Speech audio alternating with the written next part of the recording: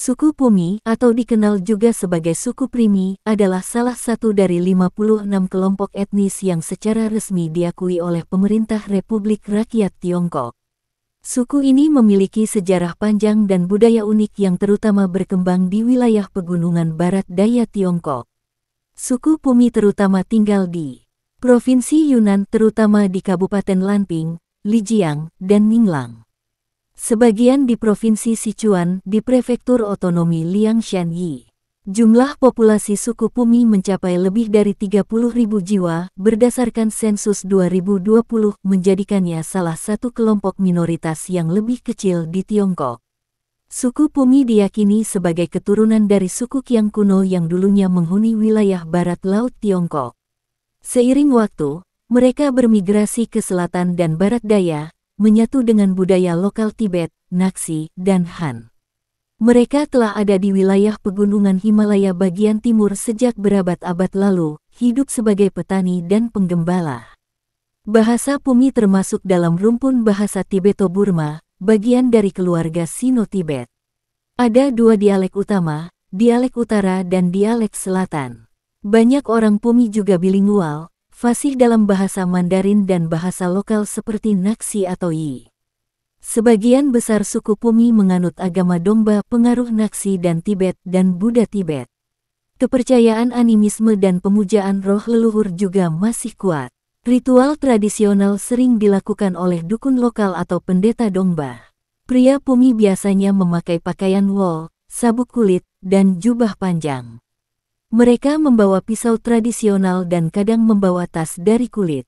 Wanita Pumi mengenakan baju bersulam warna-warni, rok panjang, dan syal yang diikatkan di kepala. Simbol bordir sering mencerminkan status pernikahan atau usia.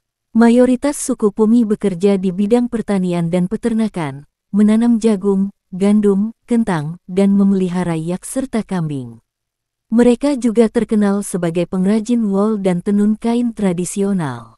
Musik dan tarian tradisional sangat penting, sering ditampilkan dalam festival seperti Festival Tahun Baru Pumi, Festival Panen, dan Hari Penyembahan Leluhur. Lagu-lagu rakyat dan cerita turun-temurun berisi legenda, mitos, dan nilai-nilai moral. Dulu, pernikahan diatur oleh keluarga, tapi kini banyak pemuda memilih pasangan sendiri. Struktur sosial bersifat patriarkal, tetapi perempuan memiliki peran penting dalam ekonomi rumah tangga. Modernisasi dan urbanisasi mengancam pelestarian bahasa dan budaya mereka. Namun, upaya pemerintah Tiongkok dan organisasi lokal untuk melestarikan budaya etnis minoritas mulai menunjukkan hasil, termasuk pendidikan dwibahasa dan promosi budaya wisata. Wanita suku Pumi di Tiongkok dikenal karena kecantikan khas mereka yang alami serta kepribadian dan nilai-nilai budaya yang melekat kuat. Kecantikan mereka tidak hanya dilihat dari segi fisik, tetapi juga dari karakter, gaya hidup, dan cara mereka berinteraksi dalam kehidupan sosial dan budaya. Wanita Pumi umumnya memiliki wajah oval, mata cerah berbentuk almond, dan kulit cerah atau kecoklatan yang sehat. Bentuk wajah mereka mencerminkan perpaduan etnis antara Tibet, Han, dan Qiang, yang menghasilkan penampilan yang eksotis dan harmonis. Rambut hitam lebat dan panjang adalah ciri umum.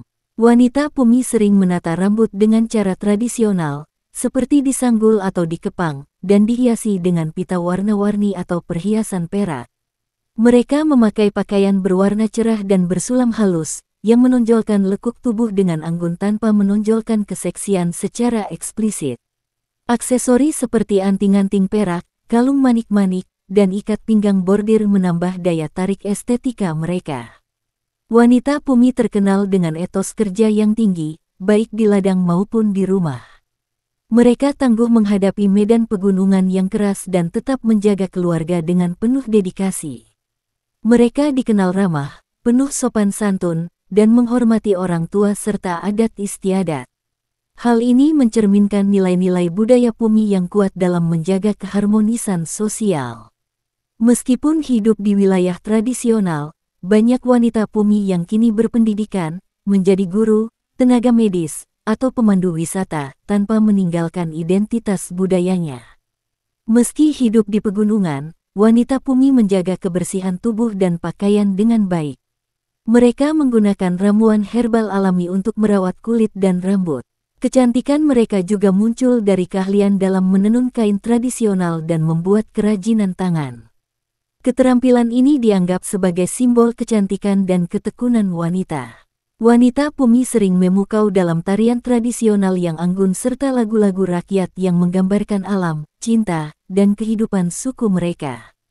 Ini memperlihatkan ekspresi seni yang memperkuat pesona mereka. Bagi suku Pumi, kecantikan tidak hanya tentang penampilan luar, tapi juga keselarasan antara tubuh, pikiran, dan alam. Wanita yang bijak, pekerja keras, dan peduli pada keluarga dianggap lebih cantik daripada sekadar kecantikan fisik. Kecantikan wanita suku Pumi adalah kombinasi penampilan alami dan eksotik, kepribadian yang kuat dan lembut, budaya yang kaya dan menghargai peran perempuan. Wanita Pumi adalah simbol keindahan pegunungan Yunan dan semangat perempuan etnis minoritas yang tetap menjaga identitas di tengah perubahan zaman. Suku Pumi secara tradisional menganut animisme, yaitu kepercayaan bahwa roh mendiami alam, hewan, dan benda-benda. Mereka memiliki dukun atau pemimpin spiritual lokal yang memimpin upacara dan pengobatan tradisional. Pemujaan leluhur sangat penting, mereka percaya bahwa roh leluhur melindungi keluarga dan harus dihormati melalui persembahan berkala. Di wilayah yang berbatasan dengan Tibet, banyak orang Pumi yang memeluk Buddha Vajrayana, Buddha Tibet.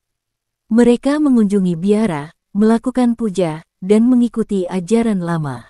Sebagian juga menggunakan dongba, sistem kepercayaan yang memiliki kitab suci dan simbol-simbol khas. Masyarakat Pumi bersifat patrilineal, artinya garis keturunan dihitung dari pihak ayah. Struktur keluarga tradisional terdiri dari keluarga besar yang tinggal bersama dalam satu rumah besar atau halaman bersama. Sebelum menikah, diadakan upacara pertunangan tradisional, di mana keluarga laki-laki membawa hadiah kepada keluarga perempuan. Perempuan Pumi dulu tinggal bersama keluarga laki-laki setelah menikah patrilokal. Dalam upacara pernikahan, ada tarian, musik, dan pertukaran simbol-simbol adat, termasuk roti kukus atau minuman fermentasi. Bahasa Pumi termasuk dalam rumpun Sino-Tibet, dengan dua dialek utama utara dan selatan. Bahasa ini secara lisan diturunkan secara turun-temurun, tetapi kini banyak orang Pumi juga menggunakan bahasa Mandarin. Cerita rakyat, legenda, dan nyanyian tradisional adalah bagian penting dari budaya lisan mereka. Mereka menggunakan alat musik seperti seruling bambu, rebab, dan alat petik lokal. Lagu-lagu mereka sering bertema alam, cinta, dan kehidupan spiritual. Tarian kelompok adalah bagian penting dalam festival dan upacara keagamaan. Tarian ini sering dilakukan mengelilingi api unggun dan diiringi alat musik tradisional. Wanita Pumi dikenal piawai menenun kain wol berwarna cerah dengan motif khas. Hasil kerajinan mereka digunakan sebagai pakaian, selimut, atau barang upacara. Wanita Pumi memakai blus bordir berwarna cerah, rok panjang, dan syal kepala. Mereka juga memakai perhiasan perak. Pria Pumi mengenakan jubah wol dan membawa pisau tradisional. Pakaian ini mencerminkan kehidupan pegunungan dan penggembalaan. Perayaan terbesar dalam budaya Pumi. Masyarakat mengadakan persembahan kepada leluhur dan pesta keluarga. Diadakan setelah panen sebagai bentuk syukur kepada dewa dan leluhur. Diisi dengan tarian, nyanyian rakyat, dan permainan tradisional. Sangat ritualistik dan berhubungan dengan kepercayaan tentang roh dan alam baka. Dilakukan pembacaan doa, pembakaran dupa, dan persembahan makanan. Gotong royong kerja sama antar warga sangat ditekankan, terutama saat membangun rumah atau menggelar pesta. Hormat pada orang tua dan solidaritas antar anggota keluarga sangat penting. Masyarakat Pumi juga dikenal ramah dan terbuka terhadap tamu serta menjaga keharmonisan dengan alam. Modernisasi dan arus migrasi membuat sebagian adat mulai tergerus. Namun, pemerintah daerah dan komunitas lokal mulai melakukan pelestarian melalui sekolah dwibahasa, festival budaya, dokumentasi lisan dan visual warisan budaya.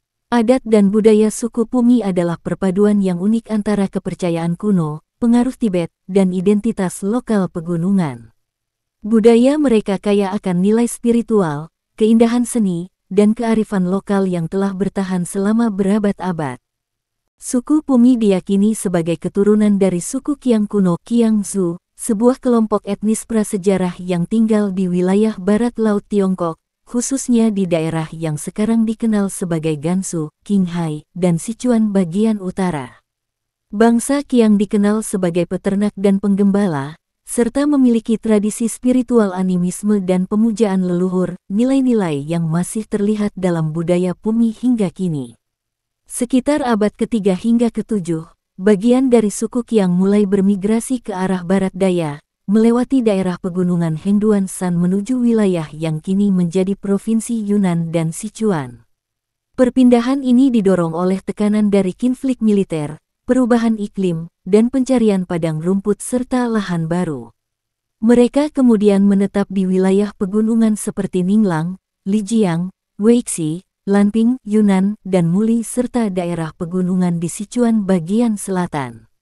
Karena medan yang sulit dijangkau, mereka relatif terisolasi dan berhasil mempertahankan banyak tradisi kuno. Selama ratusan tahun, suku Pumi menjalin kontak budaya dan perdagangan dengan suku-suku tetangga. Tibet, terutama dalam hal agama, Buddha Tibet, arsitektur rumah, dan pakaian. Naxi, yang memengaruhi bahasa, sistem tulisan, dan ritual Dongba. Yi dan Han, dalam bidang pertanian, gaya hidup, serta bahasa sehari-hari.